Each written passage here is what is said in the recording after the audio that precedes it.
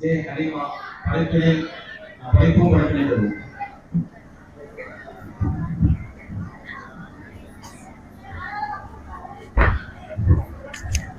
அஸ்ஸலாமு அலைக்கும் வரஹ்மத்துல்லாஹி வபரகாத்துஹு. நான் உங்களுக்கு முன் எடுத்துக்கொள்ள தலைப்பு படிப்பினை பயன்படுத்துவோம். நபி ஸல்லல்லாஹு அலைஹி வஸல்லம் அவர்கள் கூறினார்கள், மக்கள் இறை தூதர்களின் சொற்களிலிருந்து பெற்ற அறிவுரைகளில் ஒன்று தான் உனக்கு நாணம் இல்லையல் நாடிடை சேர்க்கொள் என்பதாகும். இந்த அறிவுரையை ஏற்க மற்ற படிப்பினை பெற்றுக்கொள்வதால் விளைவு ஏறலாம். படிப்பினை அலட்சியப்படுவதால் ஏற்படும் சமூக அவலம். மேலே கூறப்பட்ட அறிவுரையை மறுத்து படிப்பினை பெறாததில் இன்று சமூகம் சீர்கெட்டு கிடைக்கிறது. முதல் அறிவுரை, நீங்கள் கொலை செய்யாதீர்கள் என்ன அறிவுறுத்துகிறது. இதை மறந்த சமுதாயம் இன்று கொலை செய்வதின் உச்சத்தை அடைந்திருக்கிறது. எந்த அளவுக்கு என்றால் கொலை இல்லாத செய்தித்தாளர் கிடையாது என்றும் சொல்லும் நிலை இன்றைக்கு நிலவி வருகிறது.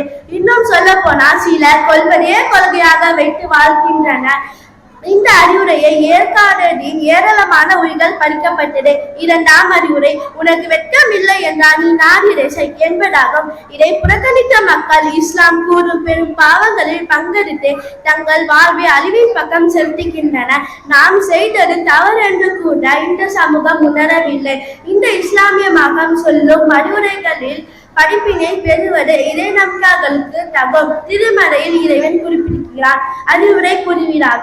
இறை நம்பிக்கைகளுக்கு அறிவுரை பயனளிக்கும். அல்-குர்ஆன் 51வது ஆயத்து 55வது வசனத்தில் அல்லாஹ் பேசுவது, அறிவுரை பயனளிப்பதற்கு நாம் முதலில் இறை நம்பிக்கை கொள்ள வேண்டும். இஸ்லாம் சொல்லும் அடிப்படையில் நமது வாழ்வில் இந்த இயக்கத்தை கொள்கை ஏற்றிருக்கிறோம். இறை நம்பிக்கை கொண்ட கூட்டமாக இன்று நாம் வாழ்ந்து கொண்டிருக்கிறோம். ஆனால் நமக்கு இந்த அறிவுரையை பயனளிக்காமல் போன காரணம் என்ன? எத்தனை உரைகளை நாம் கேட்டிருப்போம், எத்தனை சும்மா உரைகளை நாம் அமர்ந்திருப்போம், எத்தனை உரைகளை இணையதளத்தின் மூலம் செவியேற்றிருப்போம். என்றாலும் நமது வாழ்வில் இந்த அறிவுரையை பிரதிபலிக்காதின் காரணம் என்ன? இந்த அறிவுரை மூலம் படிப்பினை பெறாதனின் காரணம் என்ன? அறிவுரைகளை படித்து கற்றினாலும் நம் மனதில் பதியாதின் காரணம் என்ன? நாம் அறிவுரைகளை அலட்சியப்படுத்துகிறோம், புறக்கணிக்கிறோம், உதாசனைப்படுத்துகிறோம். இதனால் தான் நமக்கு இந்த அறிவுரை கிடைக்கவில்லை. ஆனால் இந்த இஸ்லாமிய மார்க்கத்தில் புதிதாக இணைந்தவர்கள் இந்த மார்க்கத்தை அறிந்திருக்கிறார்கள்.